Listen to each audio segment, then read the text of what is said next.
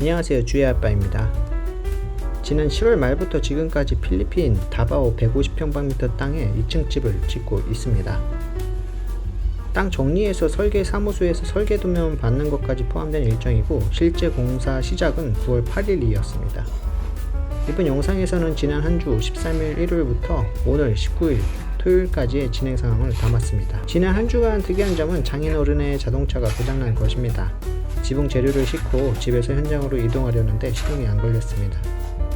자동차 정비 기술을 가진 장인어른께서 살펴보니까 자동차의 고유 발전기가 고장난 것을 발견했습니다. 장인어른께서 자동차로 계속해서 자재 및 현장 관리를 해주고 계시기에 빠른 자동차 수리는 피할 수가 없었습니다. 그래서 부품 비용으로 10,000페소를 드렸습니다. 그 다음날 바로 사서 교체를 하셨습니다. 이번 주에는 총 106,137페소를 지출했습니다. 250만원 정도. 자재비료는 53,137페소, 인건비료는 43,000페소였습니다. 앞에서 언급한 자동차 수리비 10,000페소도 포함한 것입니다. 수리비 중 제일 많이 들어간 부분은 철제 지붕 덮개입니다. 지난주에 일정 부분을 냈고 이번주에 잔금을 낸 것이지만 상당하더군요.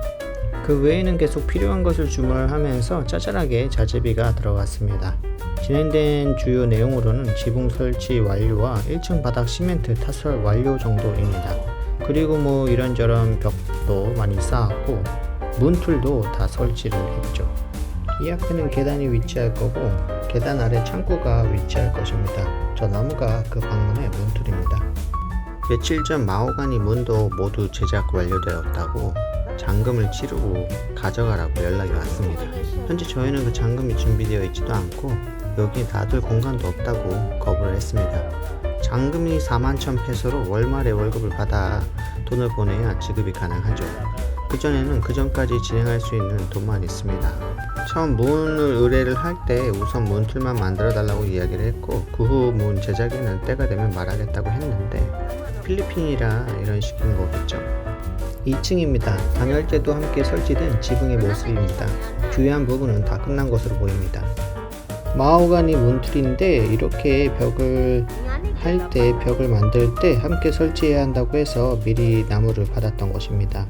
이렇게 단열재가 조금 남았는데 이전에 주문한 것이 충분하지 않아 하나 더 주문했고 그 중 남은 것입니다. 여기 공용 화장실 벽은 끝까지 다 쌓여 있네요. 이렇게 시멘트 벽과 함께 문틀을 설치해야지 더 단단한가 봅니다. 이 방은 2층 작은 방 중 하나로 왼쪽 창문 높이가 맞는 것이고 오른편 창문은 창문 앞 1층 천장 마무리가 된 후 왼편 높이에 맞춘다고 합니다.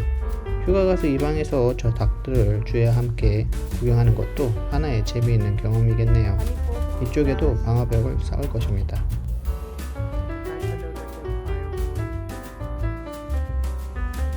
이곳은 2층에서 발코니로 나가는 문이 위치할 것이고 큰 미닫이 유리문이 될 것입니다. 상당히 비싸겠죠. 난간 높이가 이제 좀 괜찮지 않나요? 바닥 타일까지 깔면 한 3에서 5cm 정도 높아질 것입니다. 여기에는 큰 유리 창문이 위치할 것입니다.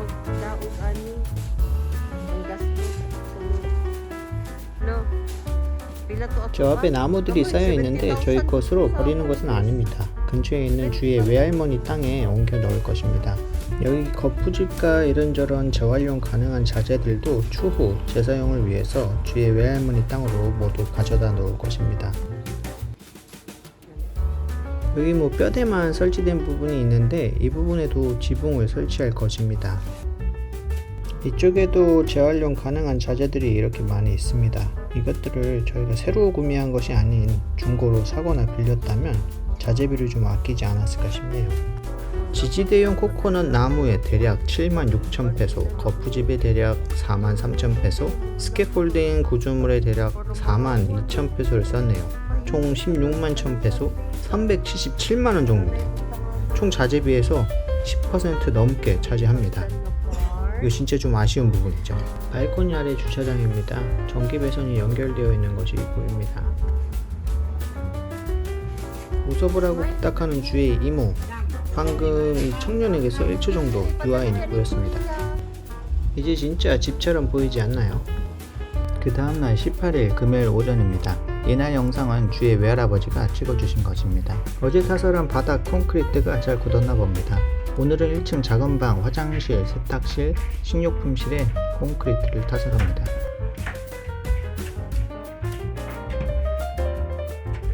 저 안쪽에서는 땅을 다지고 있습니다.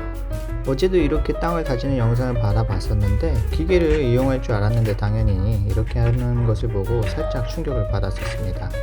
절구찍기 기술을 땅 다지기에 활용하고 있는 것이 신기하면서도 이렇게 해도 되는 것인가 싶었죠. 참고로 땅을 다지고 콘크리트 타설을 하기 전에 소일 포이즈닝이라는 것을 하더군요. 흰개미 등을 방지하려는 목적이라고 합니다. 오후 4시가 넘었습니다. 1층 화장실, 세탁실, 식료품실에 벽을 다 쌓은 것이 보이네요. 오전 절구찍기를 끝내고 시멘트를 섞어 각 방에 타설을 합니다. 이런 식으로 진행을 하네요. 저 안쪽 식료품실에는 콘크리트 타설을 끝냈나 봅니다. 19일 토요일 오늘 오후입니다. 저 2층에서 인부들이 미장을 하고 있는 것이 보이네요. 1층 바닥에 콘크리트 타설은 마무리가 되어서 굳어가고 있나 봅니다. 1층 바닥에 모두 콘크리트 타설이 된 줄 알았는데 세탁실과 화장실에는 아직 바닥 콘크리트 타설이 안 되었네요. 이쪽에 인부들이 이렇게 모여서 뭘 하고 있는지는 모르겠네요.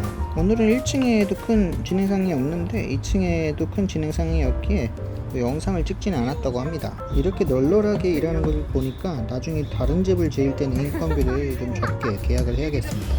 지지대로 쓰였던 모든 코코넛 나무는 이미 다른 땅으로 옮겼나 봅니다. 거푸집과 스캐폴딩도 곧 그 땅으로 옮길 것입니다.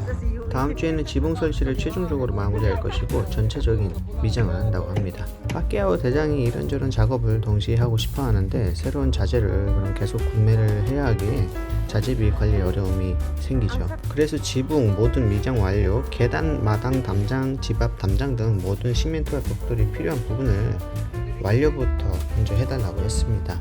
여하튼 이번 주에는 주의 외할아버지의 자동차가 고장난 것 빼고는 큰 사건 사고가 없었습니다.